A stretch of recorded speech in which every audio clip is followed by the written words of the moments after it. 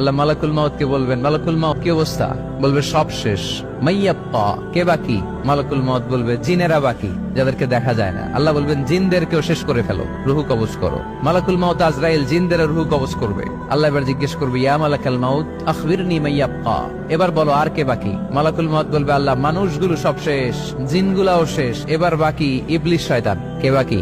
ইবলিসরেও শেষ করো, ইবলিসও শেষ। আল্লাহ আবার জিজ্ঞেস করবেন, ইয়া মালাকাল মাউতি মাইয়াব্বা, আর কে বেঁচে আছে বলো? মালাকুল মাউত বলবে, আল্লাহ আপনার কথা অনুযায়ী পৃথিবীর সব মানুষের রুহু কবজ করলাম, সব জিনদের রুহু কবজ করলাম, ইবলিসের রুহু কবজ করলাম, এখন আছে শুধু ফেরেশতা। আছে কারা? যাও ফেরেশতাদের রুহু কবজ করো। ফেরেশতাদের রুহু কবজ হয়ে যাবে। এবার আল্লাহ জিজ্ঞেস করবেন, ইয়া মালাকাল মাউত আখবিরনি মাইয়াব্বা। মালাকুল মাউত বলবে, আল্লাহ আপনার কথা মতো ধরে ধরে সব শেষ, ফেরেশতাও শেষ, 4 জন ছাড়া। কয়জন ছাড়া? জোরে বলেন, কয়জন ছাড়া?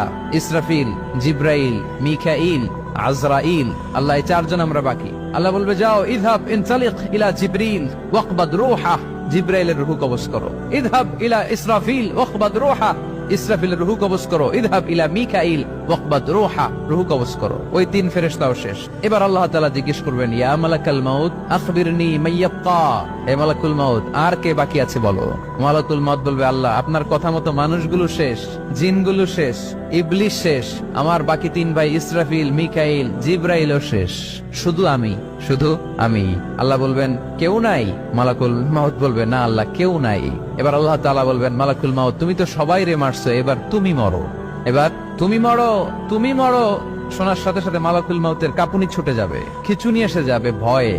আল্লাহ বলবেন, কাঁপুনি দিয়ে তো লাভ নাই, কারণ কুল্লু নাফসিন যায়িকাতুল।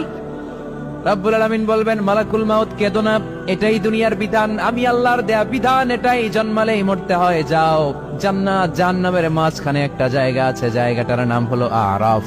এই আরাফের মধ্যখানে যে দাঁড়াও, ওখানে যে মালাকুল মাউত কাঁপতে থাকবে। মালাকুল মাউত বলবে, আল্লাহ সৃষ্টির শুরুতে যদি জানতাম, সৃষ্টির শুরুতে যদি জানতাম সবাইকে মৃত্যুদান করার পরে, রুহু কবজ করার পরে আমাকেও মরতে হবে, তাহলে এই কঠিন দায়িত্বের ব্যাপারে আপনার কাছে ক্ষমা চাইতাম। আজকে আমারও যে ভাগ্য বরণ করে নিতে হবে সৃষ্টির শুরুতে, আমি এটা কল্পনাই করতে পারি নাই। আল্লাহ বলবেন, নো টক, মুত ইয়া মালাকাল মাউত, মর, মরে যা, মুত, মরে যাও। বলার সাথে সাথে মালাকুল মাউত এক বিকট চিৎকার হাঁকিয়ে মরে যাবে। মালাকুল মাউতের চিৎকারটা সেদিন এত ভয়ঙ্কর হবে, বিষ্ণু ইসা ইসলাম বলেন, ওই চিৎকারের আওয়াজ যদি পৃথিবীর মানুষেরা কান দিয়ে শুনতে পেত, তাহলে কিয়ামত সংগঠিত হওয়ার জন্য আলাদা করে ইসরাফিলের সিঙ্গার প্রয়োজন হতো না। ওই চিৎকারের আওয়াজে প্রতিটা মানুষ কানের পর্দা ফেটে ওই জায়গায় লাশ হয়ে পড়ে যেত। এবার ডানে বায়ে, সামনে পেছনে, উপরে নিচে কেউ নাই, একজন ছাড়া। জোরে বলতে হবে, তিনি কে?